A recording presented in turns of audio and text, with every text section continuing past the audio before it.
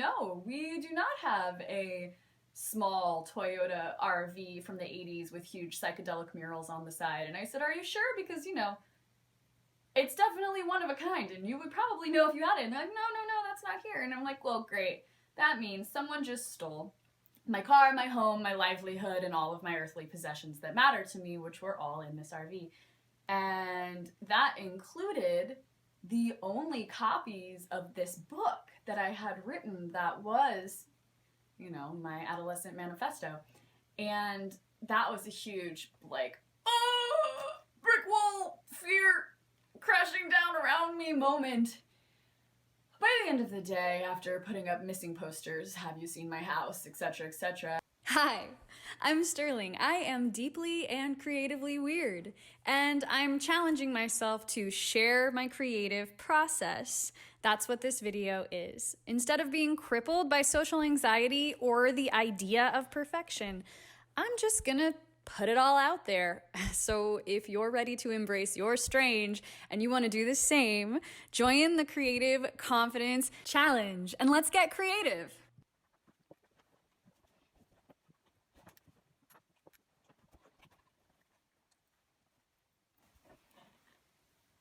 Hi! Welcome to Stir Free TV, where we... Hi! Welcome to Stir Free TV, where our intention... Blah, blah, blah, blah, blah. Hi! Thanks for joining me on Stir Free TV, where our intention is to explore creativity, stir it up, and set it free. I like to talk about story a lot because understanding story is, as I've said before, how I can communicate with the world and pick up on the nuances and weave it all together. And for me, really being able to be concise and precise with all of the many, many thoughts that are flurrying through my head in every direction all the time, I like to compose a story out of the components to give it body and meaning and breathe life into it. And I had a really impactful college experience. I went to university right out of high school because that was what I was expected to do, and I didn't really know that there was another option, and I was naturally good at school, and there's many more nuances to that situation. And if you'd like to hear more about it or have a conversation about how I feel about going to university right out of high school at this point in our development as a culture, mention it in the comments below. But the first couple of years that I was in university, I worked really hard at school and in my jobs and had an utterly non-existent social life. And then there was a really pivotal moment about halfway through where I ended a relationship with my high school sweetheart, and everything changed, and all of a sudden my entire life was a social life, and school and study was very much on the back burner. And I managed to graduate from a university in 4 years, even though I was partying my face off the last couple of years, probably because I worked so hard for the foundation of my college experience, including AP classes and summer school and all of that. And yeah, my focus towards the end really became exploring every possible level and intricacy in altered states of mind and shifts of consciousness, oftentimes inspired by imbibing various chemicals, and those are all other stories that will be told, I'm sure, at some point, and have already been told to some of you. But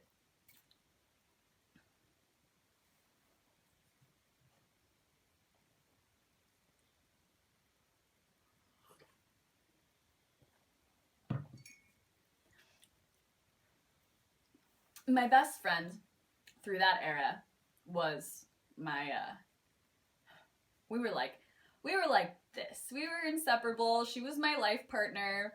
And we had friends that would call us their favorite non-sexual lesbian lovers. No offense to sexual lesbian lovers, but she and I, in terms of like carnal sexuality, but otherwise on every other count, like we were each other's partners. We were like this. And we'd both gone to university straight out of high school, and we both had really like an absurd amount of parallel experiences that brought us together. And then we had an absurd amount of collective communal experiences together, which brought us even closer.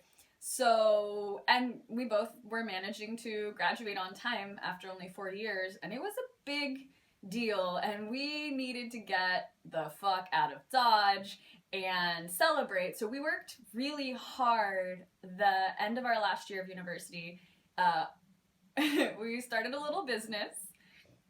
It was a baked sale business. We sold goods that would get you baked out of my kitchen, and I will tell that story at some other point in time. But we saved up a lot of money, and it was almost pure profit. Our profit margin was absurd. We had a built-in client base.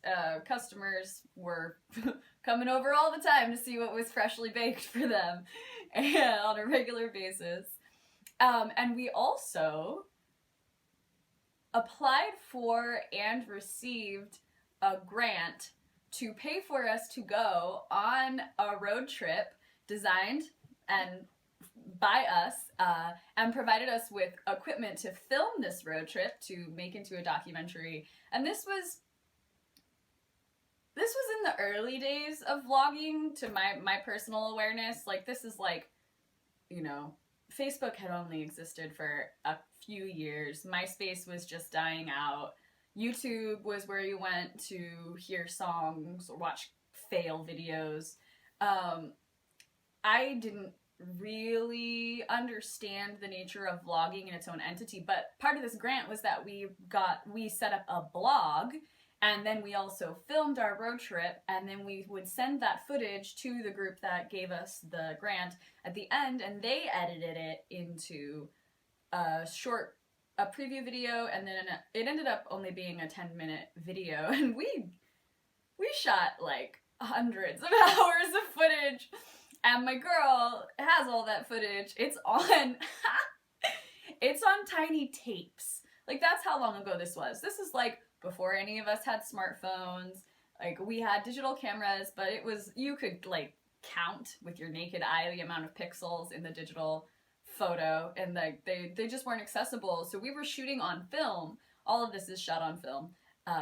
Maybe at some point I will go back through and edit it into a vlog series and put it on here. It would be funny because, you know, this was like 9 years ago, maybe. Whoa, feeling old. But anyways, we, needless to say,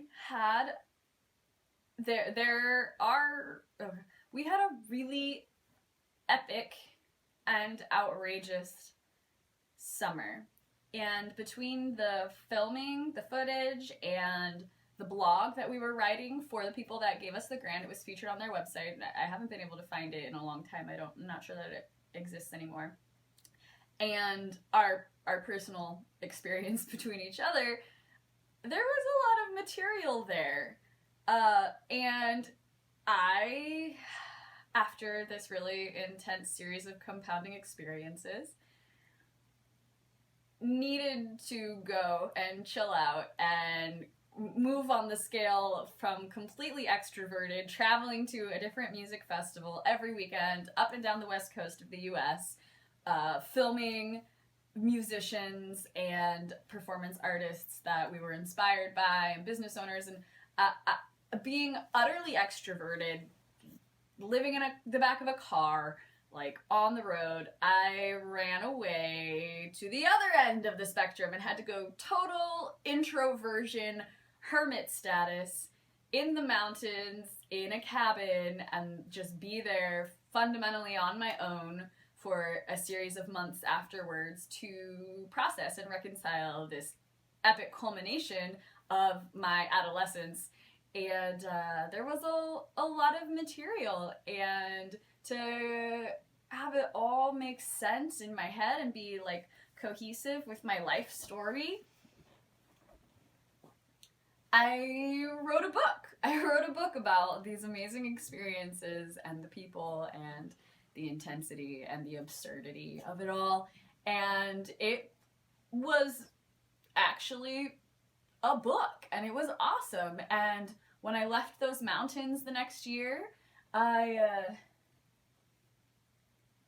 passed through the epic mansion of the super band that never performed, and when I moved on from that space, I moved into an old school 1981 Toyota Dolphin mini motorhome, and I was on the road again, total extroversion, end of the spectrum, and I was living in that RV, and my whole life was in there, and I was visiting a friend in San Francisco, in the Mission District, and this was early on in the complete gentrification of San Francisco, and especially that area. Like, the Mission District was really rough back then, and it was fucking hard to find a place to park this RV. Even though it was a mini RV, it was still 21 feet long. Like, that's big.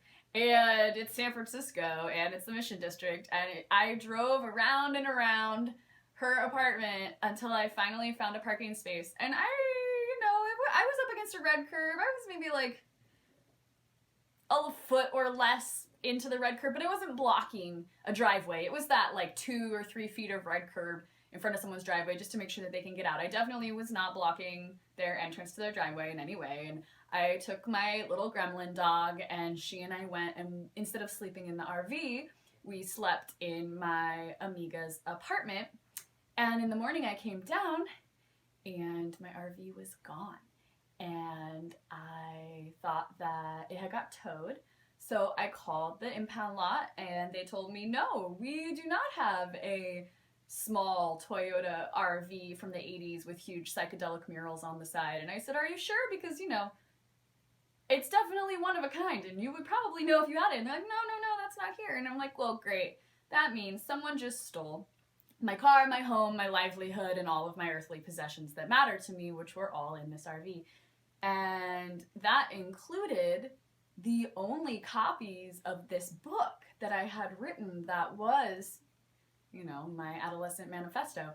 And that was a huge, brick wall, fear crashing down around me moment. By the end of the day, after putting up missing posters, have you seen my house, etc., I had someone drive me down to the impound lot, and it turns out, yes, my RV was in fact there in the impound lot. It had been impounded, and they had neglected to look out the window and tell me that they had it there. So, I paid, I got it out, I got all my possessions back. But I had the realization, the first of many in a series of this kind of realization, that I needed to save copies of my work. So, that was big, and it comes into play in later stories too, because this has happened a silly amount of times to me. And this was many years ago, and I took a break. I moved away.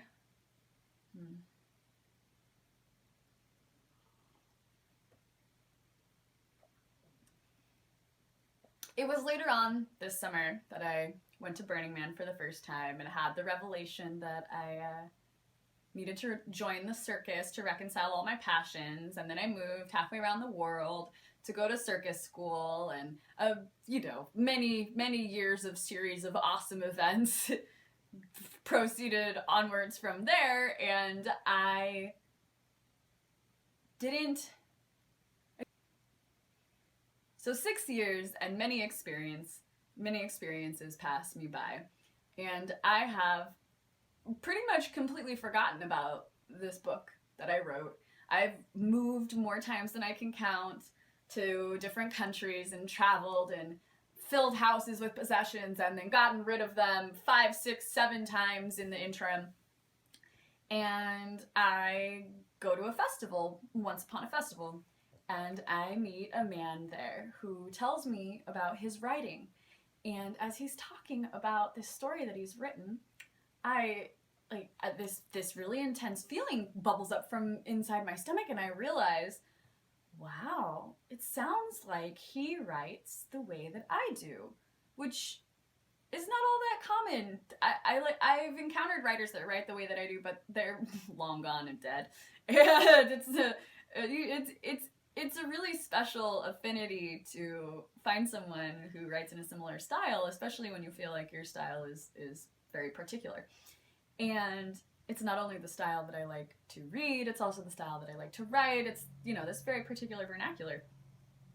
And so I have this realization that I'm like, oh, it sounds like he writes the way that I do. And then, of course, with that realization comes the recognition of, oh yeah, I write. Oh yeah, I love to write. Oh wow, I haven't written in so long. Oh yeah, I wrote a book. Like, an entire book. And then this whole series, like, domino effect goes on in my brain, like, wow. And over the next week, I can't get this guy out of my head.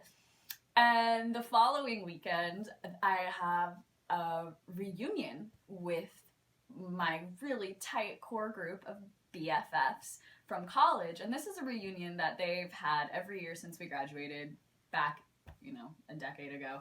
And I haven't been. I've always been somewhere else, gallivanting, traveling with the circus, performing, whatever, somewhere else in the world. And this time I'm in the right place at the right time, and I'm so excited to see these people because I love them so much.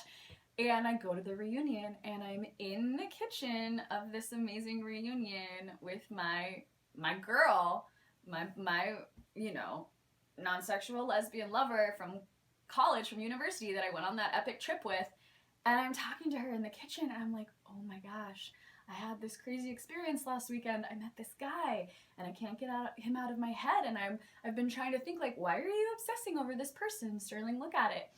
And I realized, I'm telling her all this, and I realize it's because he writes the way that I used to write, and I miss that part of me, and I'm drawn to that in him because it's this part of me that has gone, like, ignored and unacknowledged by myself for so long, and that's a little, like, heartbreaking, and it's a tearjerker, and it makes me think, I'm looking at her, I'm like, it makes me think of how I wrote an entire book about us, all of us, and I, like, gesture at the other friends that are there, and it, like, especially you and me, like, I wrote an entire book about us, and I am such a silly, like, nomadic weirdo that it's gone. I've lost every copy of this huge book that I wrote about us.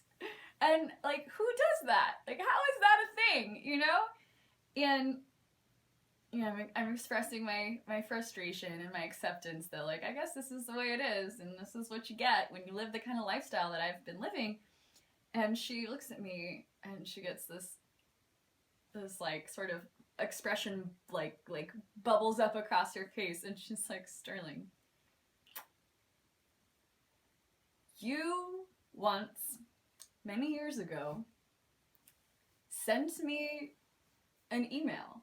And in that email, you said,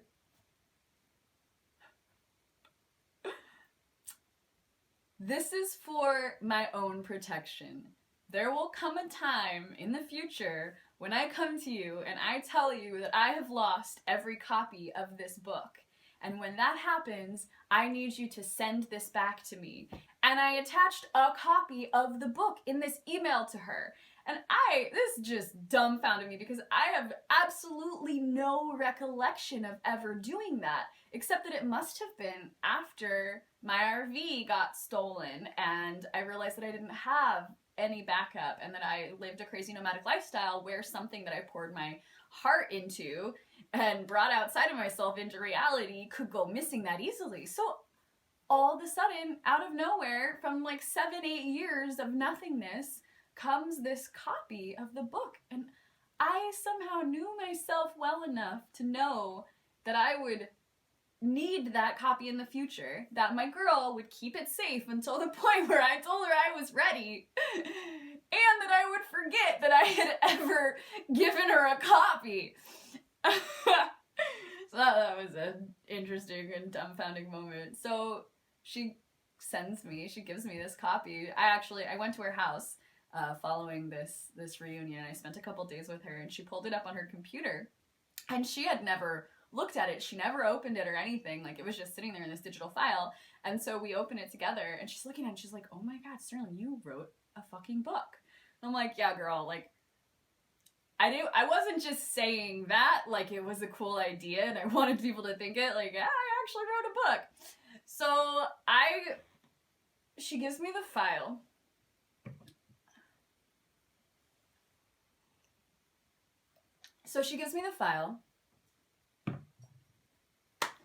And it's 374 pages once I double space it, like you want to do when you're editing a manuscript.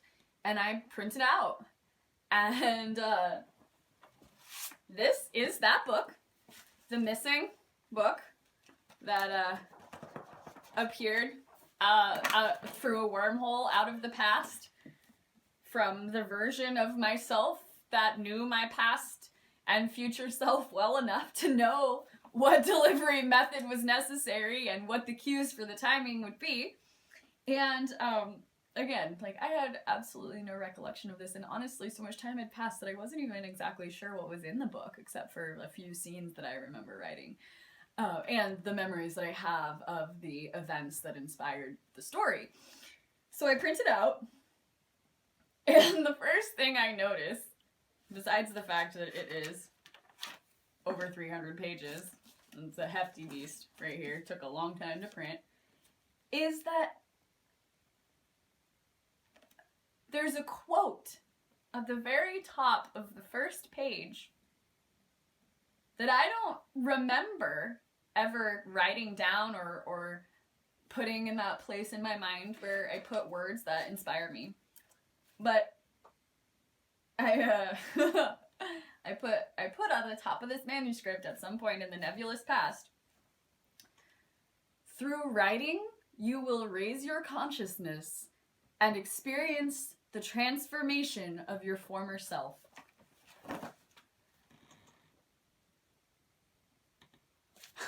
Right?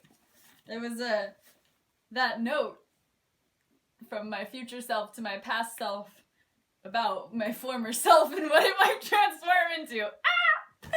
So it was, just one of those things that totally dumbfounded me. And now I have this rough, very, very rough draft of a book that I wrote that I have never edited, and I've begun the editing process, as you can see from all the ink, etc. But I've only got about this far into it, maybe like 1/6 of the way, and I haven't even read what's back here yet. And it's amazing. It's like a surprise. It's so visceral because this is based on events that I experienced, so I can go back into that place in my memory, but the voice it's told in and the eyes that I see it through are of this me that I'm not anymore. I'm a new person now. I've gone through so much that I am reading this story about this girl. It's like reading a story about a girl I used to know, and it's really trippy. Total wormhole. And so I will be processing and editing and working through this and bringing it to a place where it is a digestible story for people to read. And the process of that, of editing and fine-tuning a fictionalized memoir, fictionalized to protect the parties involved. And I'm really excited to share that process here on the interwebs, on Stir Free TV, because it's going to be fun and therapeutic. And I wrote a book that I forgot about, and here it is, and now I remember. So I would really love to share the process with you and if you're interested at all in the story, which is raucous and debaucherous, to say the least, or if you're interested in the process and the way that something goes from dream seed to fully shareable product, please tune in, subscribe, like, comment, share, check back in for this process. Me reporting to you guys about the process of editing and rewriting and publishing the book will really help me stay accountable to doing it. Otherwise, you know, it might end up being one of 1,000 projects that I forget about. And I don't want to forget about this again because it already came back in such a serendipitous way. So yes, please tune in for that. And my intention is to set up some sort of system where I'll share the videos of the process and snippets of the story, and then I'd also like to create a component of this platform where if people want to be involved, I can do like a chapter by chapter or scene by scene release on a Patreon account or something like that. And so it's for patrons. There's when you become a patron, there's a wall behind which there is information that is accessible especially for you. And you can self-select as to whether that's what you want to do or not. Either way, at some future nebulous point, this will all be available, and I'm very, very excited to share it. So for more information on that, subscribe to the channel, red button, like and comment and share, start a conversation with me, bring other people into the conversation, and check out the website, stirlingmariah.com, which is the home of Stir Free TV outside of YouTube and Facebook and all other means of social media. And watch me birth this baby. It's my text baby. My baby book. The only kind of baby I'm going to be having in the near future. Because planning parenthood is sexy.